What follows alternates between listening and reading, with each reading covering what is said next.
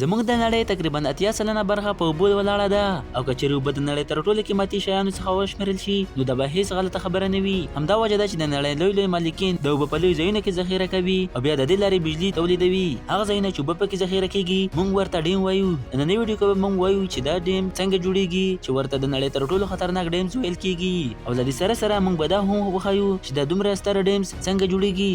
ټرانسیټ ډیم دا د یو اس تر ټولو لوی ډیم بلل کیږي چې په 1933 کې د $100 ملیون په لګښت جوړ شوی وو. دا ډیم مجموعي ظرفیه 2,12,500 مکتب مترد دی او د دې مجموعي لوړوالی او اوږدوالی تقریبا 8 متره دی او پلنوالی شاوخوا 6,491 متره دی. د امریکا پنځم لوی جوړښت پورپیک دی. دا دومره لوی دی د کالیفورنیا ایالت د یوې برخې نه هم لوی دی. دا ډیم د امریکا د نیو ډیلی یوه برخه وه چې په 1936 کې جوړ شوی وو او 2.5 مزدوران پکې شامل وو. که د دې ډیم د خطر په اړه خبره وکړو نو ویل کېږي که دا ډیم لږ هم خراب شي نو سلګونه نه بلکې زرګونه کسان به ووژل شي او زرګونه کورونه به وران شي. وروسته راځو اتاتورک ډیم ته چې د نړۍ درېیم ستر ډیم بلل کېږي. دا په ترکیه کې دی او په 1938 کې شامل شو. د دې لګښت $125 ملیون وو.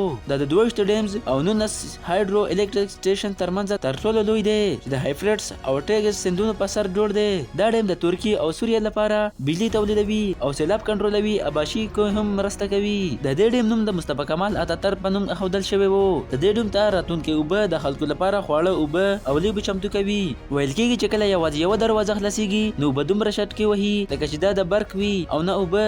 نو خلک وایي چې د دې په شار مخ کې هر څه ټوټه ټوټه کېږي، ښارونه به وران شي او کلي له منځه ځي. همداراز چې د شینتري ګروس سیسټم د دنیا تر ټولو لوی هایډرو الکتریک ډیم په احساس جوړ شوی دی چې د 0 کیلومتر ساحه لري او لوړوالی یې 600 فیټه ته رسیږي. د فلډ کنټرول او نیګیویشن لپاره جوړ شوی او 10,000 ټنه بار وړونکې کښتۍ ته په کال کې 6 میاشتې د چین داخلي برخو ته داخلېدو اجازه ورکوي. د دې ډیم 2 ټربوس د 13 نیوکلیر پاور سټیشنز برابر برق تولیدوي او دا دومره قوي جوړ شوی چې زلزله هم برداشت کولی شي. د دې ډیم جوړېدو لګښت $28 بلیون وو او د جوړېدو موده 15 کاله وو. ویل کېږي چې دا د ګریټ اف چاینا نه وروسته د چین تر ټولو ستره پروژه ده. د دې ډیم په اړه مشهور دي چې کله یوازې 1 انچ سوراخ پرېښودل شي نو دومره زورور سیلاب به راشي چې د چا په درلودو نه درېږي. هماغه ډیم دی چې د جوړېدو په مهال 88 کسان پکې وژل شوي وو. همدا وجه ده چې دا پروژه 6 میاشتې ودرېدله. د دې ترڅنګ د تربیله بند د اوبو ذخیره کولو له پلوه د نړۍ تر ټولو ستر بند ګڼل کېږي چې د پاکستان د صوبې خیبر پښتونخوا په سیمه میواړه کې موقعیت لري. دا بند په 1915 کال کې د دې لپاره جوړ شوی و د سپین سیلابونو مخه ونیول شي. دا بند سلګونه کورونه له ګاز څخه ساتي او له خپل اوږدوالي، پلنوالي او لوړوالي له مخې د نړۍ 5م تر ټولو ستر بند ګڼل کېږي. د دې بند تر ټولو لویه ګڼه دا ده چې دا نه یوازې برېښنا تولیدوي بلکې د کونه جریبه ځمکه خړوبوي. د دې بند د خطر په اړه هم هماغه اندېښنه شته لکه څنګه چې موږ مخکې نورو بندونو ته اشاره وکړه. له بده مرغه پاکستان د کمزوري نظام والا هیواد دی نو که دا بند تباه شي نو زیان به تر ټولو زیات وي. ګرانو ملګرو، خامخا ستاسو په ذهن کې دا پوښتنه به پیدا شوې وي د بندونه او هغه ودانۍ چې د اوبو لاندې جوړیږي نو څنګه جوړیږي. د دې ستر کارونو له جملې څخه یو دا هم ده چې د اوبو لاندې پلونه جوړیږي.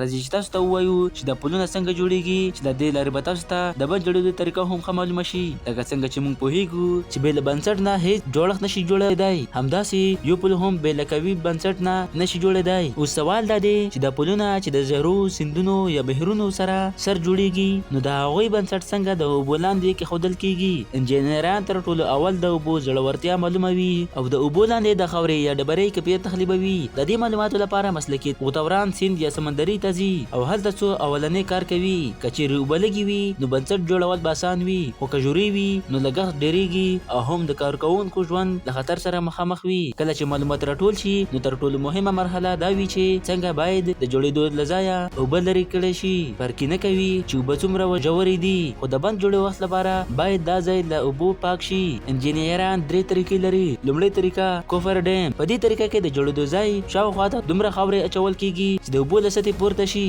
بیا منځې برخه واچول کېږي خو دا خاوره کله کله د اوبو فشار ته نه درېږي او بند مات شي چې د کارکوونکو ژوند له خطر سره مخ کړي. همدا وجه ده چې اوس دا طریقه د فلزي سیټونو د سټیل سیټس په مرسته ترسره کېږي. د ماشینونو سره د اوبو لاندې ټک وهل کېږي ترڅو یو کلک دیوال جوړ شي.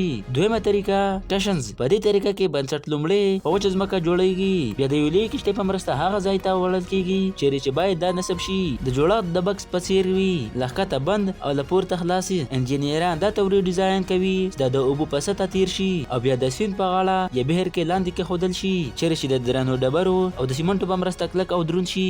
درېمه طریقه د فشار لاندې نڅېدل. که چیرې اوبه لا ژورې وي نو دا طریقه کارول کیږي. په دې طریقه کې هوا د فشار لاندې استعمالیږي ترڅو د اوبو فشار خنثی شي او بنسټ په سمه توګه کېښودل شي. د دغو ټولو طریقو له لارې د اوبو په منځ کې یو کلک بنسټ جوړیږي چې وړاندې پول یا بند جوړ شي. خو دا هر څه دومره اسانه نه دي ځکه دا کارونه ډېر زحمت، لګښت او کله کله د انسانانو ژوند ته خطر هم لري. نو ګرانو دوستانو دا و زموږ د نن ورځې ویډیو. امید کوم چې تاسو به خوښ شوي وي. که ویډیو مو خوښ شوي وي ویډیو در سره لایک کړئ، خپله نظریه راته کمنټ کې راکړئ او که په چینل نوي یاست چینل در سره ضرور سبسکرایب کړئ. اوس ماته راکړئ اجازه د لوی الله په امان.